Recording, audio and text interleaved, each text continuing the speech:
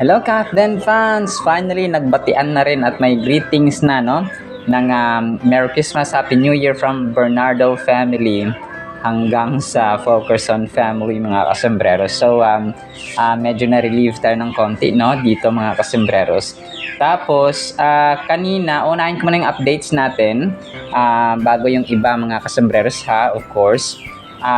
Kanina po ay nag-post si Ron Baliki sa kanyang Facebook page, mga kasembreros, 8 hours ago. Kasama dito parang nag-update lang, no, si Ron Baliki, mga kasembreros, na martial artist coach ni Alden, mga kasembreros.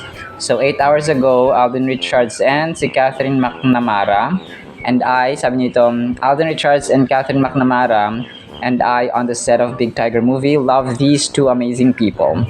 So tapos si Alden dito na duguan kunwari at saka si Catherine McNamara, no, na sobrang lupit din daw pagdating sa action, mga kasembreros.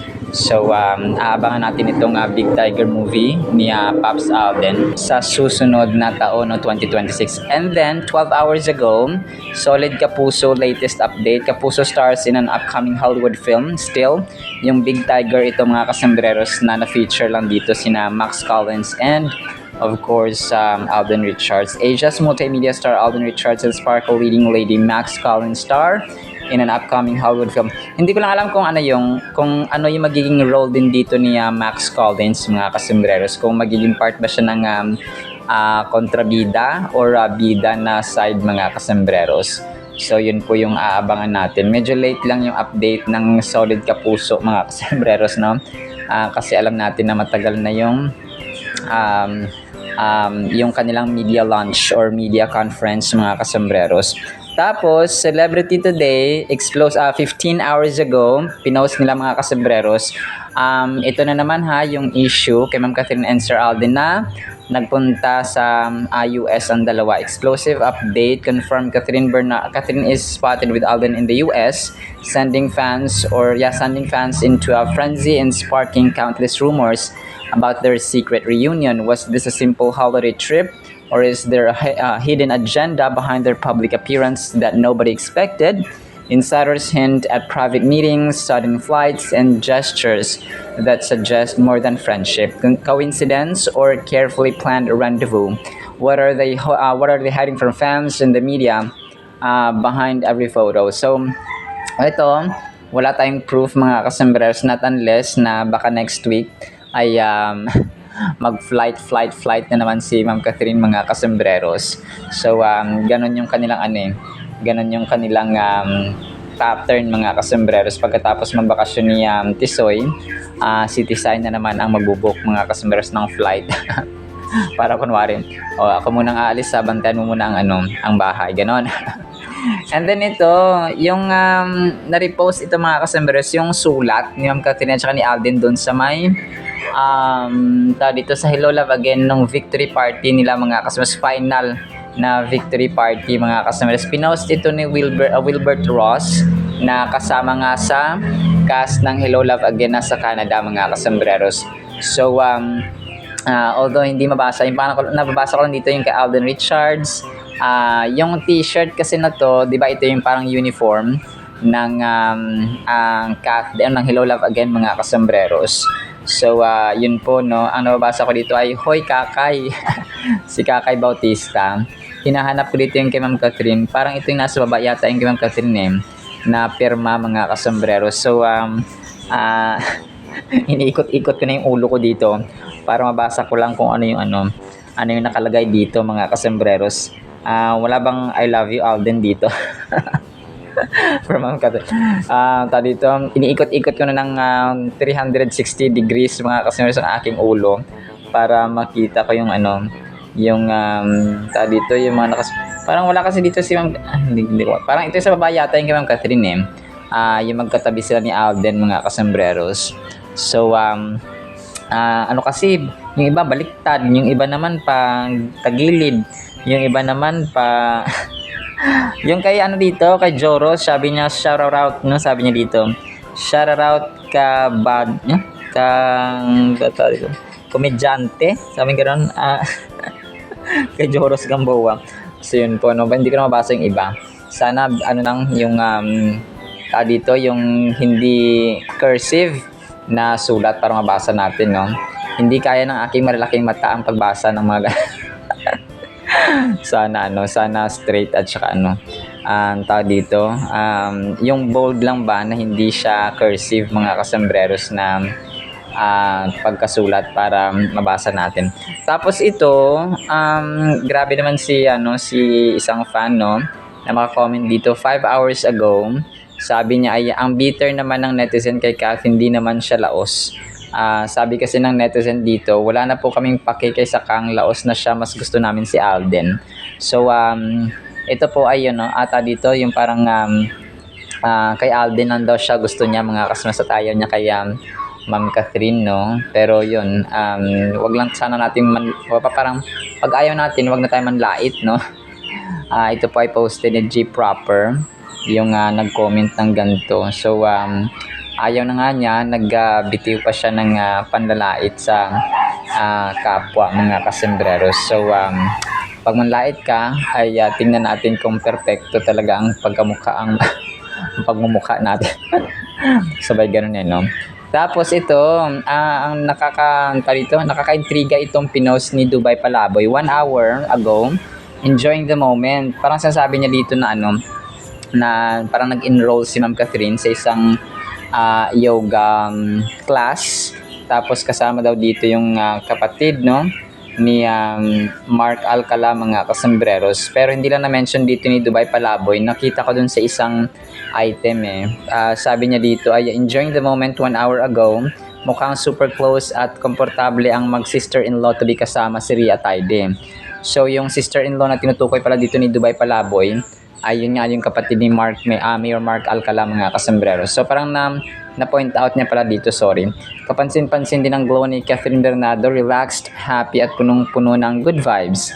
Ang saya panoorin ng natural bonding, tawanan at kilig sa simpleng moments na ganito. Parang ramdam mo talaga ang warmth at closeness ng bawat kuha. Ikaw, ano sa tingin mo? So Kath din pa rin ang sakala mga kasembreros. So pa-confirm nga ako, sana may mag-confirm din ito, no, kung totoo bang kapatid ito ni Mayor Mark Alcala mga kasembreros. So kasi marami naman na nagpo-post dito, tapos later on ay i-debunk na naman ng mga Catherine na admins mga kasembreros na hindi yan kapatid ni Mayor Mark Alcala. ito siya. So ganun mga kasembreros. So mag-aantay ako ng further confirmation dito kung kapatid nga ba ito ni Mayor Mark Alcala. So yun po. Kung kapatid ni Mayor Mark Alcala, so ano naman, no, kung ganoon mga kasembreros. Tapos ito, next item natin. Okay. Ang cute nito mga kasos. Mamaya papakinggan natin itong kaya tawag dito kay Luis Manzano, no. Para kay Catherine, sabing ganon, sa Rainbow Rumble. So, throwback ito, sabi ni Alden, let's go, sabi ganon.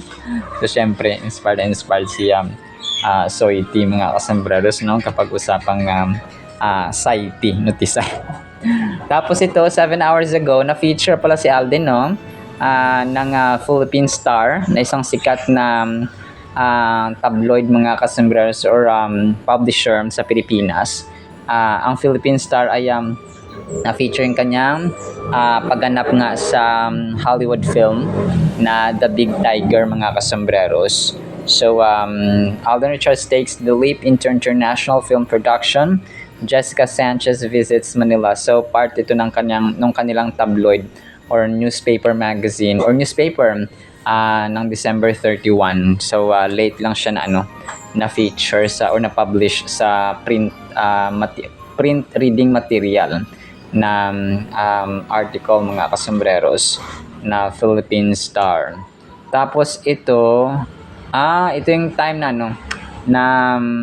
dito nagpa-block screening si Alden sa kanyang mga kaibigan na sina Paulo Avellino at dito Kim Chiu mga kasembreros. So naka-white cap si Alden dito, medyo throwback ito, no. Tapos naka-white din po si Kim Chiu mga kasembreros.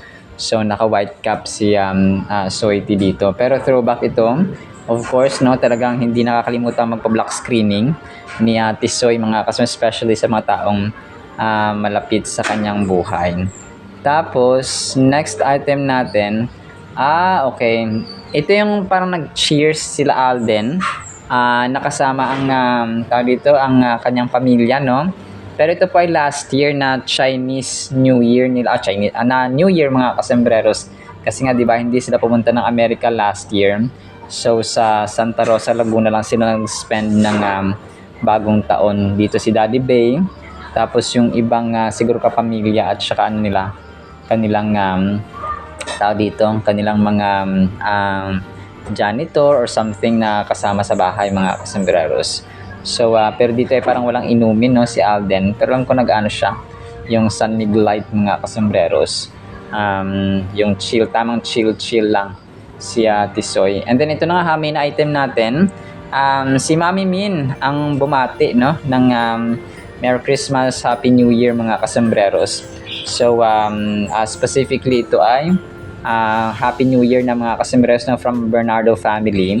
Although hindi man na specifically at directly kay Sir Alden, pero yun na siya, no? Sabi niya, from my home to yours, to all family and friends near and far, I'm wishing you a happy and safe New Year. Tapos may Christmas tree na nakalagay dito mga kasembreros. So, yung tugtog ay medyo malungkot lang, no? Pero pang New Year, pang New Year siya mga kasembreros. So, yun po. And then ito, last item natin ito mga kasembreros, siguro second to the last. 13 hours ago, coffee break, Catherine Bernardo. Pero ito po ay kagaya ng na-flash ko nung nakaraan, ay isa po siyang AI generated, no, na video. Tapos binura ko na kasi, tapos itong pinost ay yung picture or JPG lang siya na item mga kasembreros. So yun siya. And then last item natin, so si Dubai Palaboy 5 hours ago, kinongratulate din si Catherine, no? At saka si Alden mga kasembreros for being kasama sila sa top 2 or sa top 16 distinct celebrity achievers of the decade sa 2025. So pangatlo ito na awarding ceremony ng distinct celebrity achievers of the decade. Hindi ko lang alam kung meron silang awarding ceremony nito mga kasembreros, no? Kahit may ingay sa paligid, na nanatiling tahimik ang puso at malinis na intensyon umaangat. Hindi dahil sa panira, kundi dahil sa tamang gawain at respeto sa kapwa. So yun siya mga kasembreros. Ang sinabi ni Dubai Palaboy, which is definitely true, no? Hindi niya ginagawang ingay, yung mali mga kasembreros, kundi tamang trabaho at marangal na gawain mga kasembreros along with Sir Alden. Alright, so yun lang, no, sa ating Kathleen items. Sana po ay pakinggan po natin ang Word of God. Today po is of course, no, isang pinagpala at Christ-centered New Year. Pakinggan pala natin itong kay Sir Luis Manzano. Isa itong 5-minute or 5-second video lang siya mga kasembreros. So yun po. And then ang salita ng Panginoon afterwards. So yun nga, no, Happy New Year sa bawat isa. Talagang todo ako ngayon kasi may hinahabol akong deadline mga kasembreros ng Word of God. So yun po, no, talagang happy New Year, Cathinatics and kasembreros. At para po sa ating Word of God, another topic po ito para sa bagong taon mga kasembreros. Ang title natin ay Bagong Taon, Bagong Kanta. Bakit kaya? Psalms chapter 40 verse 3, God has put a new song in my mouth. Praise to our God, many will see it and fear and will trust in the Lord. So actually kulang itong title natin. Dapat ay kasi masyadong mahaba. So bagong kanta, bagong puso, bagong tayo, bagong paniniwala, bagong pananampalataya, bagong buhay. So basta bago mga kasembreros. So ang kanta, alam natin sa ating mga Pilipino ay talagang kung mapakanta is life, no? Videoke is life sa ating mga Pilipino mga kasembreros. So, pero dito, ibang klaseng kanta, no? Hindi lamang siya nag-take place or nangyayari dapat at na-experience sa New Year or bagong taon, kundi sa pang-araw-araw nating pamumuhay mga kasembreros. And alam niyo po, si Lucifer ay praise and worship leader siya sa langit dati nung bago siya ibagsak at naging Satan ang kanyang pangalan. Yung kanta sa music industry natin ngayon, talagang successful si Satanas na i-twist, no, at saka baguhin ang mga lyrics ng kanta. Yung iba pa nga ay talagang tahasan yung kabastusan, yung marami kagaya dito sa yung mga lyrics na sabaka diri, sabaka. Tapos yung mga kanta ni Andrew E, no, mga green, tumapa yung mga may mga green meanings, mga kasambreros, no. Tapos sa mga rock and roll na mga kanta na talagang ini-enjoy sa mga party, mga rave, mga kasambreros, no? And marami sa atin lang dito sa Bisaya, sa mga Tagalog, no? Talagang marami mga kanta ang masabi mo nga yung mga lyrics ay yung may isa pa doon si J.K. Labajo, yung nakakapu ina sa tapos, di ba yung mga lyrics na ganong kanta, mga kasambreros, no? And marami pa mga kung paano normalize na lang, kung parang normal na lang yung pagmumura, mga kasi even sa mga lyrics ng kanta. So which we definitely parang syempre ayaw ng Panginoon, so ayaw din natin, mga kasambreros. And Satan has been successfully controlling, mga kasambreros, sa music industry. May mga worship songs naman, no? Of course, kapag nagtatrabaho ang kampo ni Satanas, nagtatrabaho din of course ang mga anak ng Diyos, mga kasambreros, sa mga warriors ng Panginoon when it comes to composing and making beautiful songs for the Lord, mga kasambreros. Nandiyan yung mga kanta na mga hill songs, Maverick City, ni Carrie Job, dito. Basta marami. Chris Tomlin, no? At saka ni Christian Stanfield.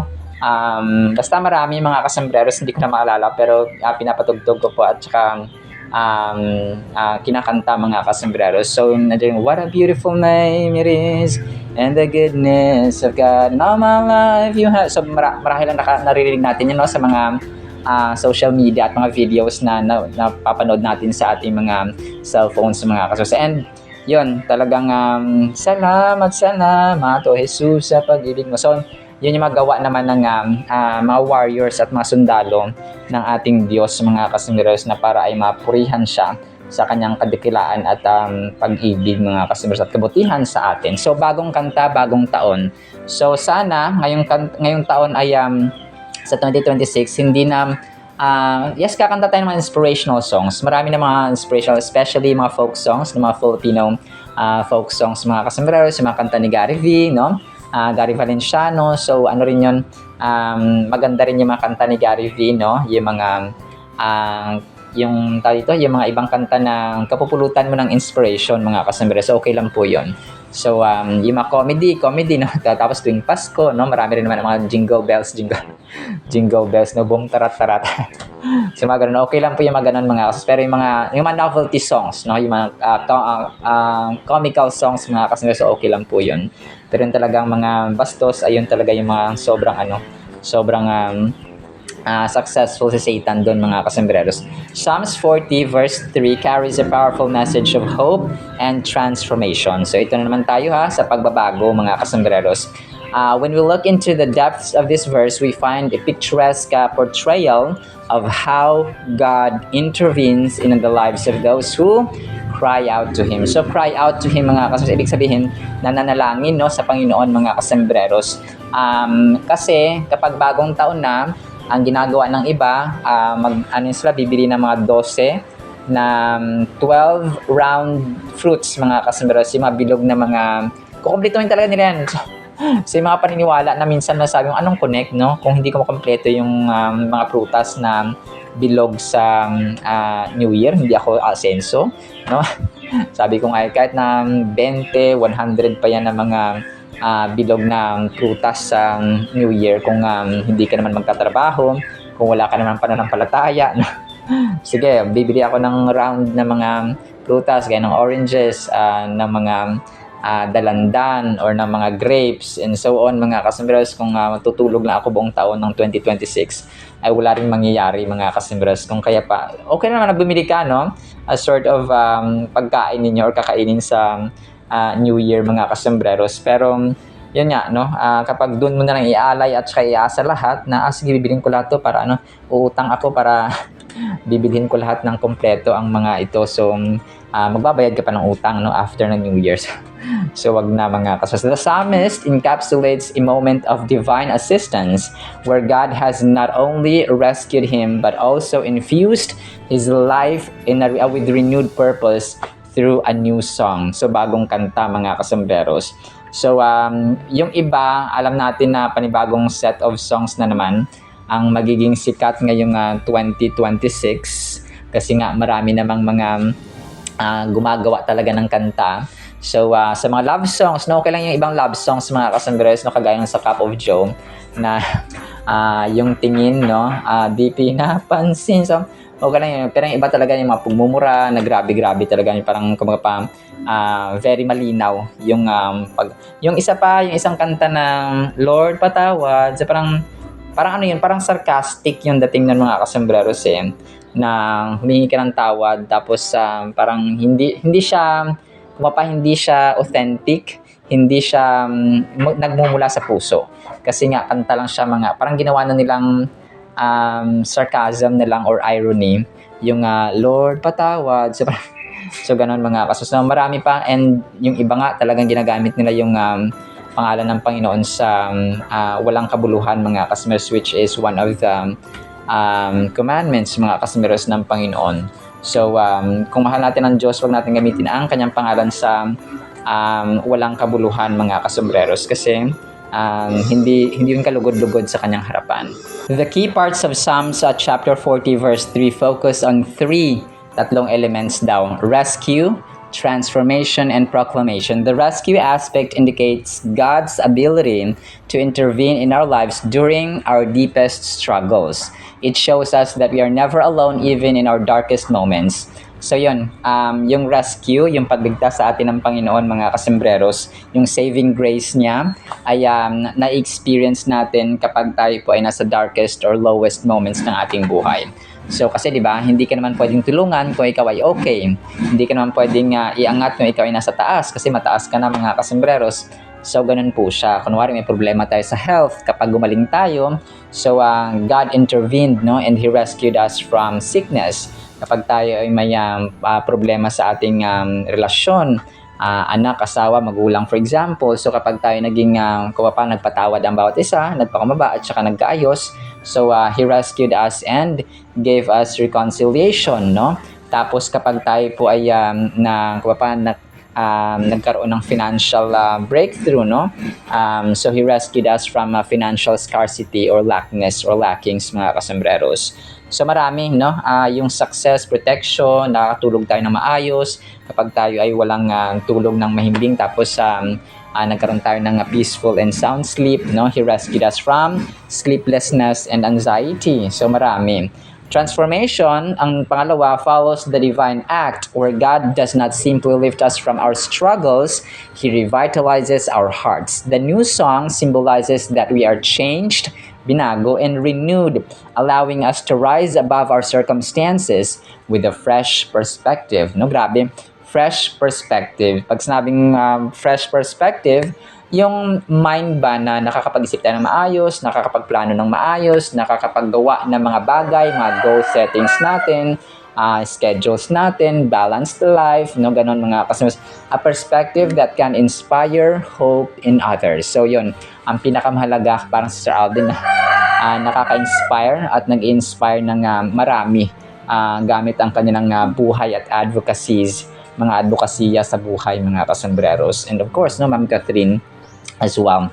Lastly, yung proclamation refers to how we share our experiences with others, leading them to trust in God. So parang itong testimony, kumbaga pa magkukwento ka sa katropa mo, magkukwento ka sa Facebook post mo, sa iyong social media, magkukwento ka sa kapitbahay mo or sa kapatid mo, asawa, and so on. So grabe, alam nyo, yung Panginoon sobrang the best kasi ganito ang ginawa kanina, tapos ganyan. So, it's one declaration, one way of proclamation, mga kasos, or proclaiming your faith, no, yung pananampalataya mo sa Panginoon. That pleases God, mga kasembreros. So, ganun po siya. Maraming ways kapag gusto natin may paraan, kapag ayaw natin may dahilan, mga kasembreros. So, ganun po siya. Our stories have a powerful way of witnessing to God's goodness. So, kaya na-mention natin, yung ating mga kwento, kung paano tayo nabago. Kagaya ng mention ko sa isang vlog natin na kapag ikaw ay preso, no, nakakulong ka dati, tapos binago ka ng Panginoon nung paglabas, nang nasa kulungan ka, and then yung paglabas mo ay mas lalo kang naglingkod sa Panginoon, mga kasambreros, ikaw at ang iyong buong pamilya. So, powerful, no? Makapangyarihan at impactful, mga kasambreros, kapag tayo po ay nagsishare ng story natin, kung paano tayo binago, kung paano binago siya, kung paano nangyari, ganyan. Kasi ikaw mismo yun, no? Kumbaga pa, sinumpa ang salaysay mo yun, mga kasambreros, kapag nasa korte ka. So, statement under oath, mga kasambreros. So yun siya. By placing this verse in the broader context of the entire psalm, we realize that our personal testimonies, rooted in the truth of God's goodness, can profoundly affect others. So ganun siya, mga kasambreros, no? Kagaya po ng na-mention natin. So kung kaya ngayong bagong taon ay bagong kanta, bagong tayo as a whole, mga kasambreros, bagong belief, bagong pananampalataya.